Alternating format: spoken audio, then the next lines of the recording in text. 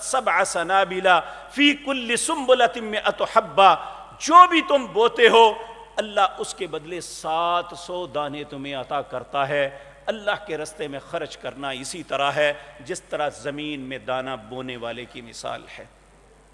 تو اکنامکس ہمیں یہ کہتی ہے کہ ہمارا مال کم ہو جائے گا، اللہ کہتا ہے نہیں، زکوٰۃ سے تمہارا مال بڑھ جائے گا۔ یہ حقیقتاً بظاہر تو ہم اپنے مال کا حق ادا کرتے ہیں، لیکن اللہ فرماتے ہیں یہ جو تم نے میرے بندوں میں سے ان کو دیا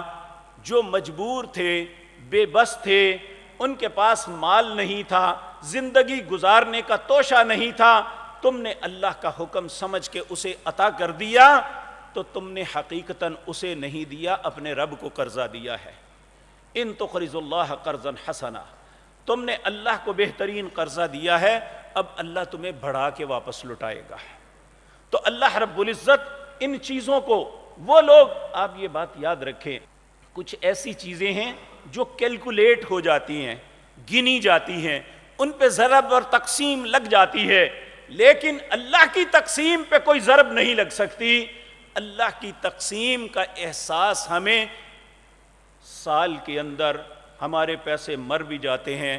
سال کے دوران بے شمار پارٹیاں ہمارے پیسے لے کے بھاگ جاتی ہیں، بے شمار مال میں ہمیں نقصان بھی ہو جاتا ہے، اور بہت سا مال ٹال بھی بڑھ جاتا ہے، لیکن سال کے بعد ہم انہیں انتہائی کم قیمت کے لکھ کے جب حساب کرتے ہیں تو آنکھیں کھلی کی کھلی رہ جاتی ہیں کہ اللہ نے ہماری راس میں کتنی برکت عطا فرما دی ہے۔ یہ ہر سال ہم اپنی نظروں سے، اپنی آنکھوں سے اس بات کا مشاہدہ کرتے ہیں۔ انسان جب تک حساب نہیں کرتا پریشان رہتا ہے، نہ معلوم میرا سال کیسے گزرا ہے، لیکن جب حساب ہوتا ہے ہر آنے والے دن اللہ اس کے مال میں برکت نازل فرما دیتا ہے، اور اس کی راس پہلے سے بڑھ جاتی ہے۔ ہر آنے والے وقت اللہ اس کے لیے آسانیوں کے دروازے کھول دیتا ہے، لیکن یہ تب ہوتے ہیں جب وہ اللہ کے حکم کی تعمیل کرتا ہے۔ تو اگر تو ہم یہ کریں گے تو اللہ بھی ہمارے لیے آسانیاں کرے گا،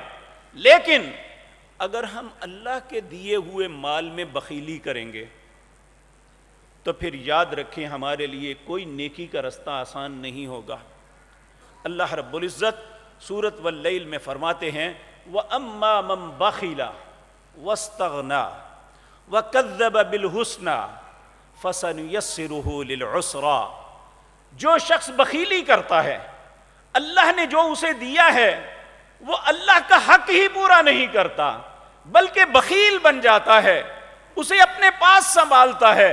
وَاسْتَغْنَى وَكَذَّبَ بِالْحُسْنَى، ہر اچھی بات کی تصدیق کرنے کے بجائے، اچھی بات کو قبول کرنے کے بجائے ہر اچھی بات کو جھٹلاتا ہے، اللہ فرماتے ہیں فَسَنُيَسِّرُهُ لِلْعُسْرَى، اللہ اس کے لیے برائی کے رستے آسان کر دیتا ہے۔ اس کے لیے نماز مشکل ہو جاتی ہے، اس کے لیے مال خرچ کرنا مشکل ہو جاتا ہے، اس کے لیے روزہ رکھنا مشکل ہو جاتا ہے، اور کس کے لیے آسان ہوتا ہے؟ فَأَمَّا مَنْ أَعْطَى وَاتَّقَى وَصَدَّقَ بِالْحُسْنَى فَسَنُيَسِّرُهُ لِلْيُسْرَى، جو شخص عطا کرتا ہے لوگوں کی پاکٹوں پہ نظر نہیں رکھتا بلکہ لوگوں کی خیر کرتا ہے،